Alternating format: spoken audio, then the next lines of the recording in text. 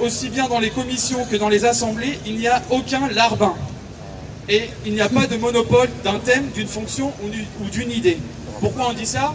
Notamment au niveau de l'intercom, parce qu'il y a nos camarades de accueil sérénité, de logistique, de restauration et d'animation qui ne peuvent pas participer, qui sont autour et qui ne sont pas les larbins de ceux qui peuvent être à l'Assemblée. Et ceux qui sont à l'Assemblée ou ceux qui sont dans d'autres commissions comme Convergence des luttes n'ont pas le monopole de la Convergence des luttes. Si un camarade de restauration veut faire un truc dans le sens de Convergence des luttes, qu'il puisse le faire. Premier point, ni larbin, ni monopole.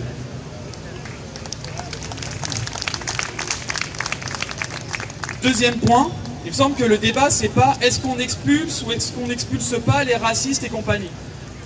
C'est pas une question d'expulser, c'est une question de libérer la place de la République des propos racistes, sexistes et homophobes. Donc le deuxième point, c'est dire que la Nuit debout vise à libérer l'espace de la place de la République de toute discrimination, qu'elle soit raciste, sexiste, homophobe ou validiste, entre les personnes en situation de handicap. Voilà le deuxième point. Troisième point, la Nuit debout a été appelée et est dans un contexte avant tout de convergence des luttes. Quand il y a des camarades comme les camarades de Renault, qui sont là, qui n'ont pas beaucoup de temps, mais qui ont pris le temps de venir ici pour parler de leur combat, je pense qu'on doit les laisser parler. Et ensuite reprendre le tour de parole, éventuellement le proposer à l'Assemblée, mais généralement vous êtes tous tout le temps d'accord pour qu'on les laisse parler.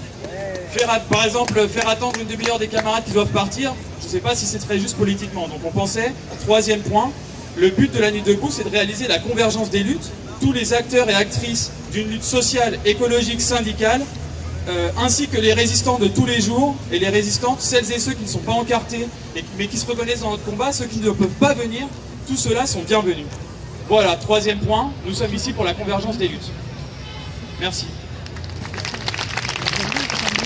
Du coup, ça c'était une proposition de code éthique.